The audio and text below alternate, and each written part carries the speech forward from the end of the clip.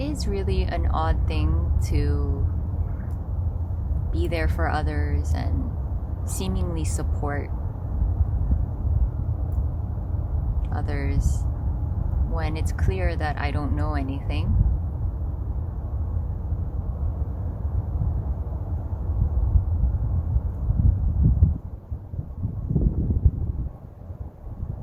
When it's clear that no one knows anything.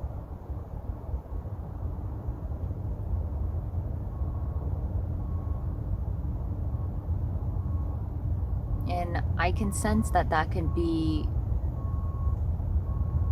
taken as a mental position, like it could be misinterpreted. But I don't mean it as a mental position. I mean it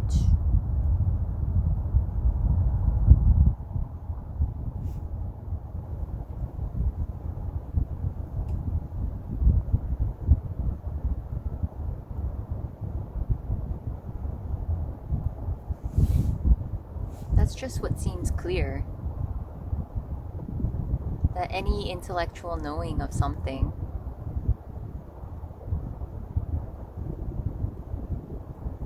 is made up.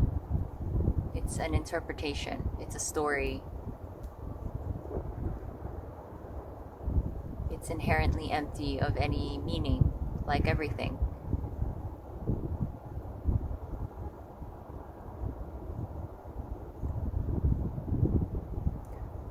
But the seeming irony is that sometimes seemingly it can be helpful to give advice and to share what seemingly worked here when there was a lot of trauma, or when the mind just felt real and prominent, when the emotions were really hard to be with, when the psychological story seemed so convincing and real, like the only reality. And to shed some perspective or light on that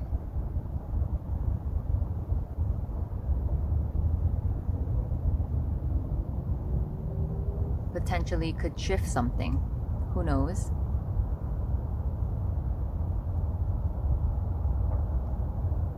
So within all of that, there is relative knowing that is used.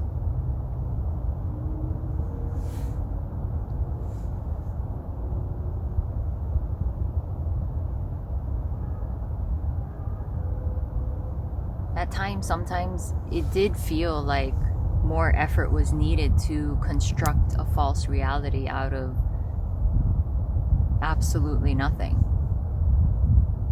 The pure emptiness.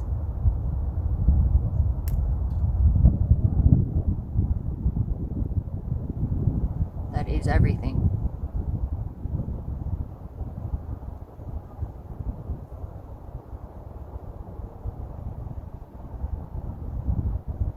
So now when advice is given or words are said, it doesn't seem like it's really coming from a real knowing that I know what's right.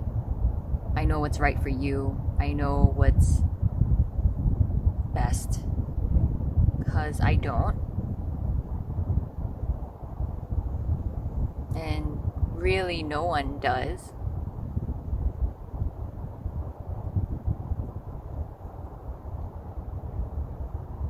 But still, words seem to be said and space seems to be held, and it just seems to happen.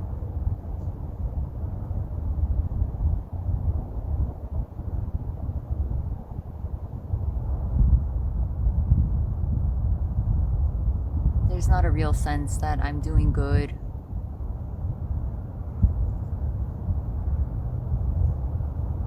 I guess if I had to think about it, generally it seems like what wants to happen, and does seem better than other possibilities.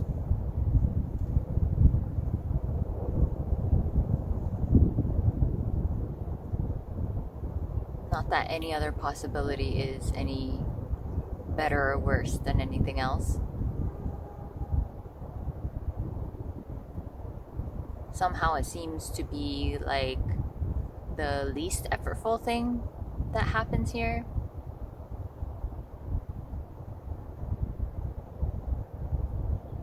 That doesn't mean that it doesn't take effort sometimes.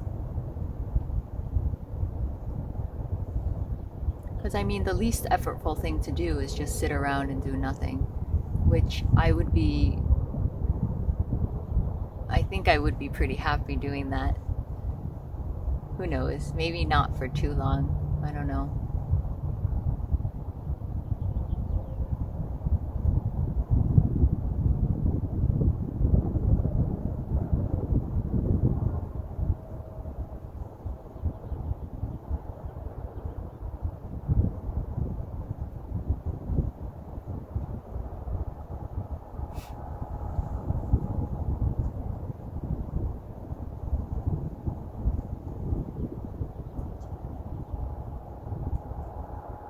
So, your so-called relationship to everything, like the reasons why you did certain things, they might be confronted here and there or over and over in cycles, apparently.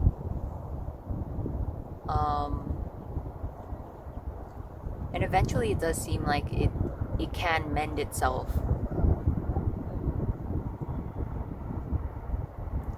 But if I take this as an example, there was definitely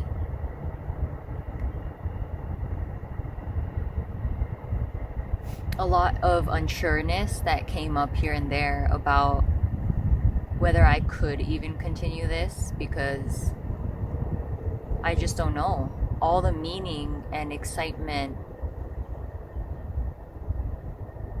was diminishing in different ways. So the body was having to adjust to doing things not for a reason, just because it's happening. Like, that is quite a big shift that happened. And so ultimately it does feel more free in that there isn't the responsibility, like the heaviness and the burden and anxiety and worry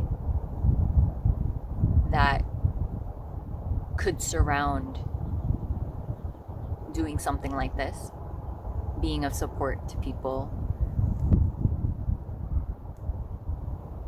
And neither is there the immense excitement and joy and feeling purposeful and driven and motivated and ambitious and feeling like it's going somewhere and like I'm building something. It's just simply purely what it is. It's so unbelievably neutral. And so that does take some apparent time to get used to.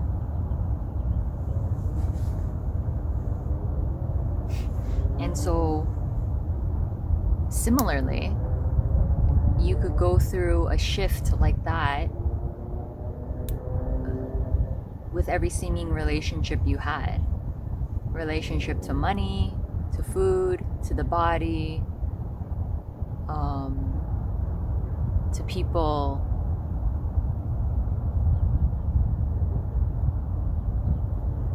to so-called yourself. And when I say the self, it's just there can be reminiscent energetic patterns, emotionally and mentally, of how you used to relate to yourself when you really believed and felt like you were real and you were responsible for yourself and your life.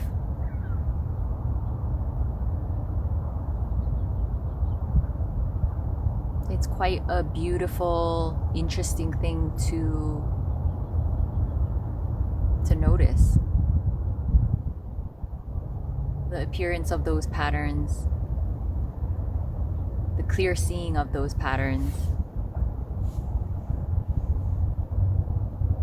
And through that, it seems like you could get a deeper and deeper understanding of why they came to be in the first place, what beliefs about myself and, for instance, money that was formed to begin with, how ingrained it actually is.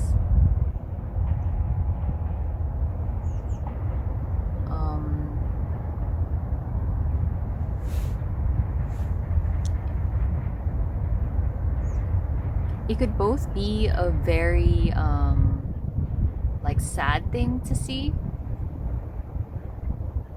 For instance, how the so-called conditioning here from a young age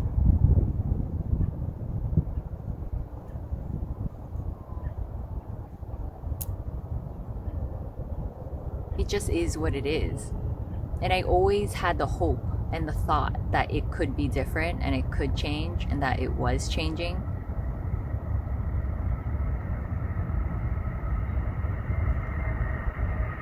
But for the first time, because this is such a new thing to go through, you know, it's the first time for everyone if you do go through it.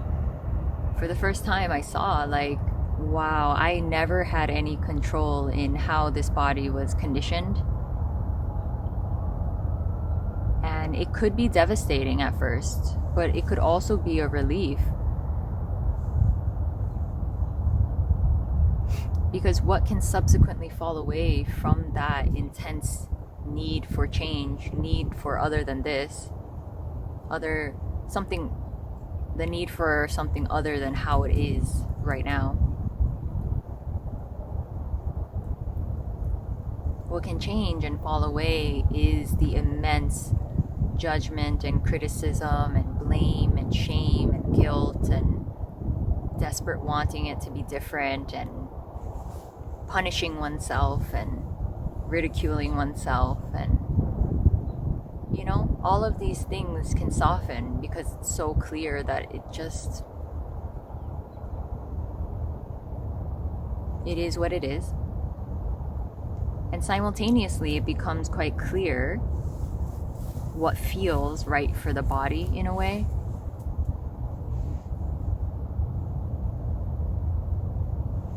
Because it seems like there was ample energy, like when the identity is there living on top of this sense of control and responsibility and stuff. There does seem to be extra energy to act a certain way.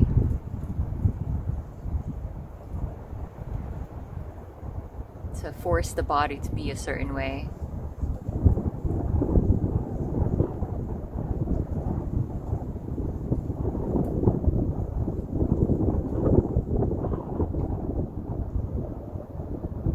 To force the body to do, for instance, excess work, which used to happen here. I used to work a lot to try, this was all subconscious, but to really try and get value or feel more valuable and worthy.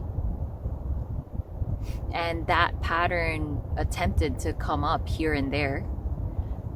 And it was just so clear. The body could not, it was just like, no, you cannot sustain this amount of work anymore. And it was just clear that it wasn't giving me value. It wasn't giving me more worth. It was tiring out the body. And naturally, just frustration would arise. And then a mending of that would happen. And that happened a couple times. And maybe it'll keep happening here and there in different ways. And more will be seen every time.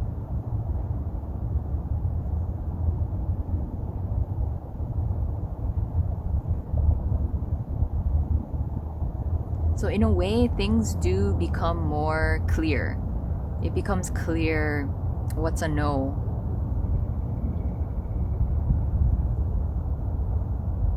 becomes very simple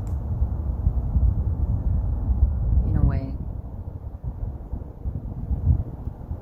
The mind's chatter is much less able to be taken as truth or as reality because it doesn't have the same power anymore. It can say what it wants, but the body knows in a way. In a way, the body's in charge.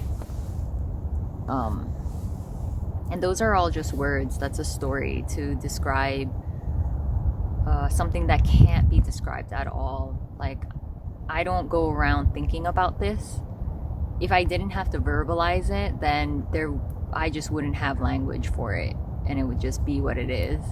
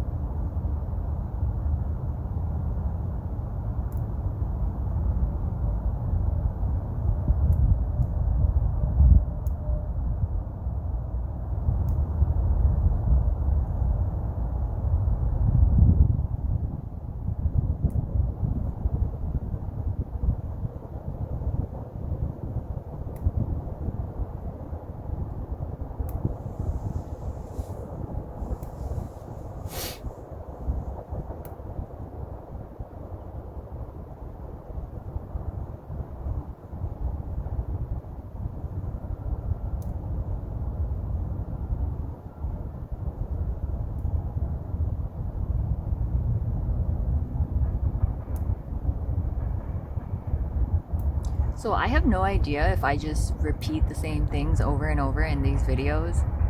I'm assuming that they do alter in content like a little bit because even though nothing is really happening, there are some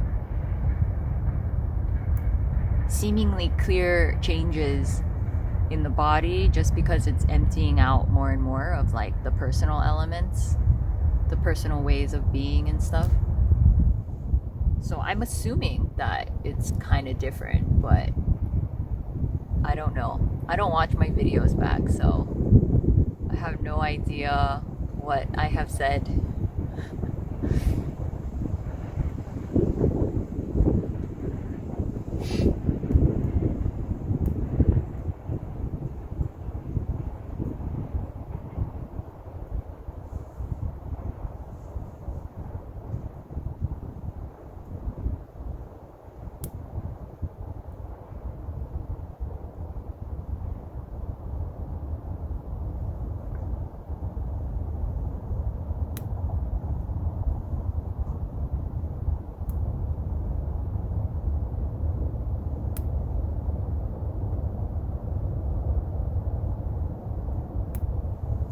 I'm forgetting how I started this video, but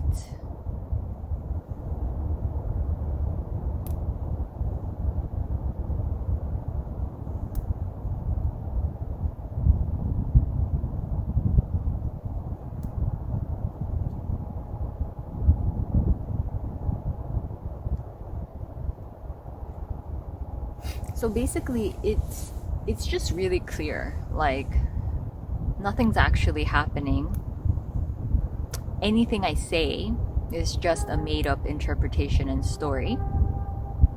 As more and more like belief systems or ways to be or things that I picked up along the way on self-development, self-help, spiritual path, radical non-duality, like regardless of what it is, it's just clear that it was all picked up. So it becomes all irrelevant.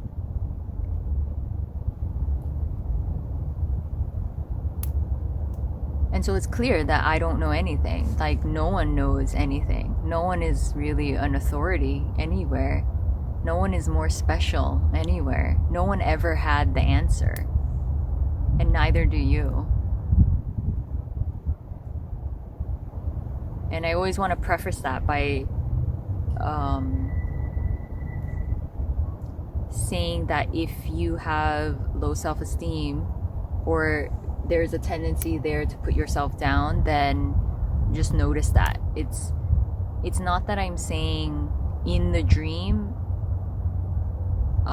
it is good to notice that, and notice that it's not healthy to believe that you don't know anything and blah blah blah. This is more of a description, so-called beyond the dream. There is no beyond the dream really, but just as a seeming pointing or whatever. When there is no self, there is no absolute knowing of anything. That completely dissolves, because what you thought was reality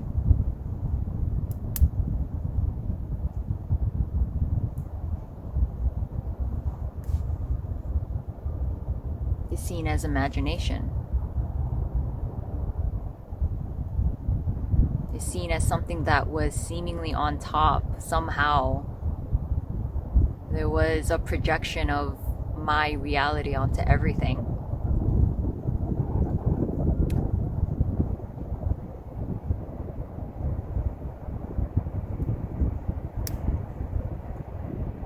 But what reality is, actually,